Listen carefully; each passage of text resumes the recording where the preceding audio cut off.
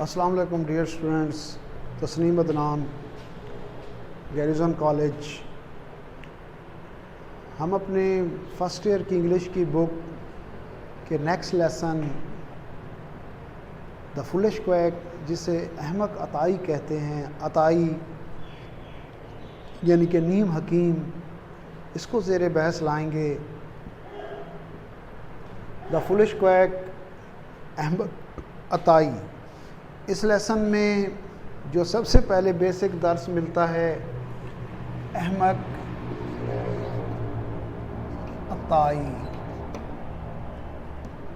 ایک چیز یاد رکھیں, ایک کہاوت ہے, نیم حکیم خطرۂ جان.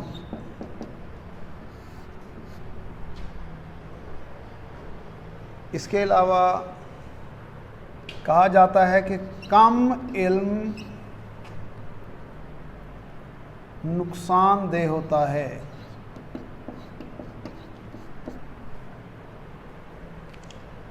اس لیسن میں بھی کچھ ایسا ہی ٹاپک زیر بحث لایا گیا ہے کہ نیم حکیم خطرۂ جان یا کم علم وہ خطرناک ہوتا ہے.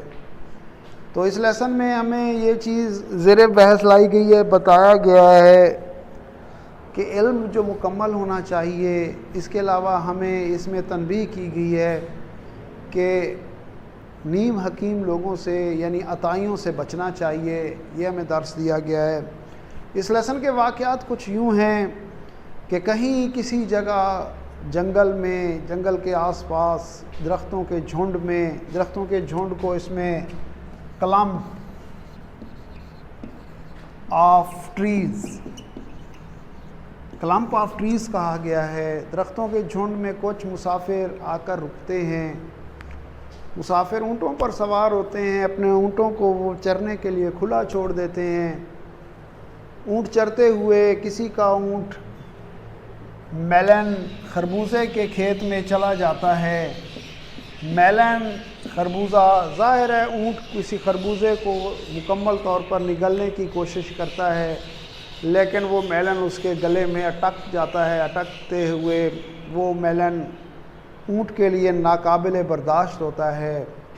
وہ مسافر جو وہاں بیٹھے ہوتے ہیں وہ اس اونٹ کو دیکھتے ہیں کہ وہ اونٹ انتہائی پریشانی کے عالم میں ہے اور اس کے گلے میں ایک خربوزہ غالباً ایسے اٹکا ہوا ہے, ایسے معلوم ہو رہا ہے جیسے آگے ابھار ہے. تو مالک جب یہ دیکھتا ہے تو جانور کے مر جانے کے خوف سے بھاگتا ہے اور متعلقہ جگہ پر کپڑا لپیٹ کر کسی چیز کے ساتھ خاصی ضرب لگاتا ہے اس ابھری ہوئی جگہ, یعنی جہاں میلن اٹکا ہوا ہوتا ہے گلے پر.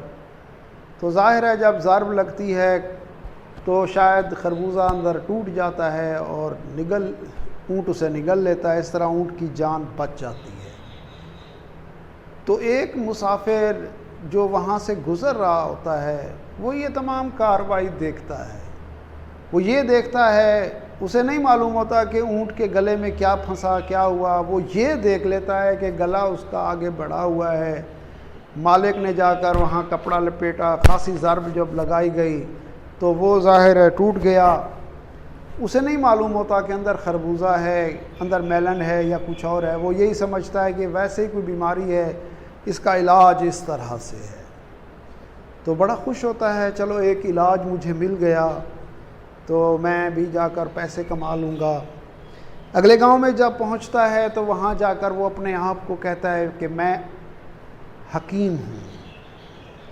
تو تمام لوگ کہتے ہیں کہ آپ کس چیز کا علاج جانتے ہیں؟ تو وہ کہتا ہے کہ میں گلہڑ کا علاج جانتا ہوں. گلے کے آگے سوجی ہوئی جگہ ہوتی ہے تو میں گلہڑ کا علاج جانتا ہوں. تو اسی اثناء میں ایک بوڑھی عورت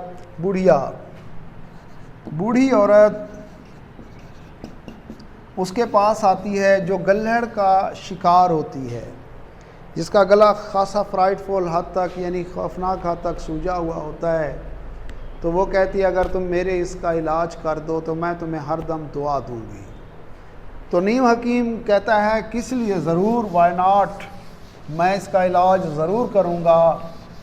یہ تو کوئی مسئلہ ہی نہیں ہے. تو اس سلسلے میں وہ اس کے ولی وارثان سے کہتا ہے کہ مجھے کوئی لکڑی کا کوبہ ایک لے کر آئیں.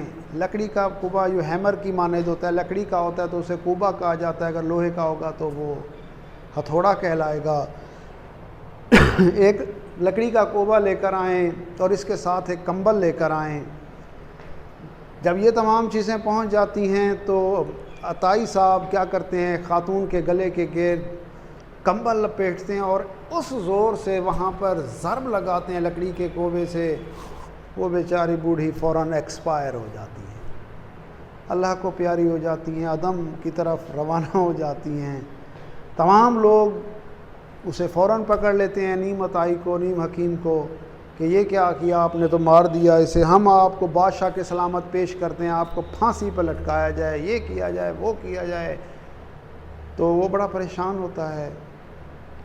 وہاں پر ایک شخص بیٹھا ہوتا ہے، وہ کہتا ہے دیکھو بوڑھی عورت تھی، اس نے مرنا تو جلد یا بدیر ویسے ہی تھا، کیوں نہ ایسے کریں کہ اس شخص کو اس کی قبر کھودنے پہ مجبور کریں، قبر کھدوا لیں، دفنا دیں. اس کے بعد جب یہ فارغ ہو جائے گا قبر کھودنے کے بعد، دفنانے کے بعد، تو پھر ہم اس کی اچھی خاصی پٹائی کر دیں گے اور اسے بھگا دیں گے.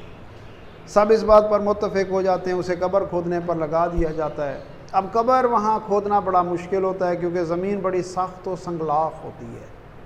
بہر کیف نیم حکیم صاحب قبر کھودتے رہتے ہیں. کھودنے کے بعد جب وہ بڑھیا کو دفنا لیتے ہیں تو تمام گاؤں کے اس خاتون کے وارثان اس کی اچھی خاصی پٹائی کرتے ہیں اور اسے بھگا دیتے ہیں.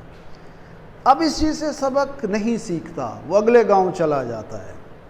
اگلے گاؤں میں جا کر دوبارہ وہ اپنے آپ کو کہتا ہے میں تو حکیم ہوں. گاؤں والے پوچھتے ہیں جناب آپ کس چیز کا علاج کر سکتے ہیں؟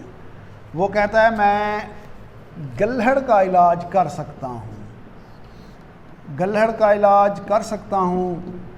تو وہ لوگ بڑے خوش ہوتے ہیں تو کہ گلہڑ کا علاج کرنے والا بندہ ہمارے پاس آ گیا. تو اسی اثناء میں ایک بوڑھا آدمی اس کے پاس آتا ہے جو گلہڑ کا شکار ہے. وہ اسے کہتا ہے جناب آپ میرا علاج کر دیں. تو نیم حکیم صاحب بڑے تحمل کے ساتھ کہتے ہیں دیکھیں میں آپ کا علاج کر دوں گا. اس کے وارثین کو کہتے ہیں کہ میں اس کا علاج کر دوں گا، لیکن بات یہ ہے کہ اگر خدا نہ خواستہ یہ بوڑھا شخص میرے ہاتھوں مارا گیا تو مجھے اس کی قبر کھودنے پر مجبور نہ کیا جائے. دیہاتی بڑے حیران و پریشان، یہ کیسا حکیم ہے جو علاج ابھی شروع نہیں ہوا اس کی قبر کھودنے کی باتیں کر رہا ہے، اسے بھگاؤ یہاں سے. وہ اس کو فوراً وہاں سے بھگا دیتے ہیں. وہ کہتے ہیں ہمیں آپ سے کوئی علاج نہیں کرانا. تو نیم حکیم صاحب بڑے پریشان ہوتے ہیں کہ یہ کیا، کچھ تو ایسا ہے کہ جو مجھے سمجھ نہیں آ رہی.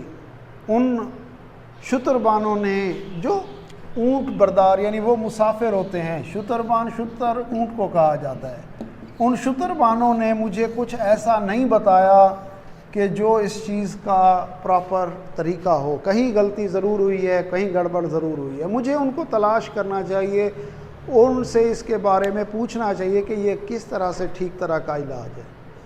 وہ انہیں تلاش کرتا ہوا بالآخر کہیں پہنچ جاتا ہے. پہلے وہ ایک دوسرے کو برا بھلا خوب کہتے ہیں کیونکہ وہ اس نے خاصا وہ غصے میں ہوتا ہے. تو بالآخر ان شتربانوں میں سے ایک شخص کو اس کی بات سمجھ آ جاتی ہے کہ یہ شخص جو ہم نے وہ طریقہ اختیار کیا تھا کہ یہ اسے غلط سمجھ کر اس نے کہیں بندے کو مار دیا اور کہیں مارنے والا تھا. بوڑھی عورت اس کے ہتھے چڑھ گئی، مر گئی. تو وہ اسے کہتا ہے، باقی ساتھیوں کو کہتا ہے آپ خاموش رہیں، میں اسے میتھڈ بتاتا ہوں. وہ اس شخص کو بلاتا ہے. وہ کیا کرتا ہے کہ ایک بڑا سا لکڑی کا جو لکڑی سی اٹھاتا ہے جس پر لوہے کے کڑے بھی ہوتے ہیں، ان لوہے کے کڑوں سے ایک اونٹ کو وہ ضرب لگاتا ہے. جو اونٹ کہیں درخت پر کچھ آلوچے، جنگلی آلوچے کے پتے کھا رہا ہوتا ہے، اسے ضرب لگاتا ہے. اونٹ اس ضرب کو مشکل سے ہی محسوس کرتا ہے، بس ایک دو قدم آگے بڑھ جاتا ہے. تو وہ شخص کہتا ہے آپ نے دیکھ لیا ہے اس ضرب کی کیفیت ایک اونٹ پر، اس نے محسوس نہیں کیا. اب اس کی کیفیت ایک شخص پر دیکھیں کیا ہوتی ہے. پھر وہی لکڑی جس پر لوہے کے رنگ ہوتے ہیں ویسی ہی ضرب اس نیم حکیم کو مارتا ہے. اب نیم حکیم صاحب ضرب لگتے ہی زمین بوس ہو جاتے ہیں. تھوڑی دیر بعد جب ہوش و حواس آتے ہیں وہ کہتے ہیں یہ کیا طریقہ ہے، یہ کیا ظلم ہے.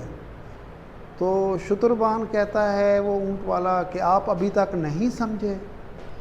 ایک ایسی ضرب جو اونٹ محسوس نہیں کر سکتا کیونکہ وہ ایک بڑی خاصی جسیم جانور ہے، اس نے محسوس نہیں کی. اسی ضرب کا اثر آپ ایک انسان پر دیکھیں کہ کیا ہوگا. نیم حکیم صاحب کو اپنی غلطی کا احساس ہوتا ہے، وہ اسی وقت توبہ طائب ہو جاتا ہے، کہتا ہے کہ میں یہ حکمت وغیرہ یہ چیز نہیں کروں گا، اور اپنے کیے پہ شرمندہ ہو کر وہاں سے چلا جاتا ہے. ہمارا یہ لیکچر اپنے اختتام کو پہنچتا ہے. اپنے نیکسٹ لیکچر میں ہم نیکسٹ لیسن کو زیر بحث لائیں گے. تب تک کے لیے اللہ حافظ.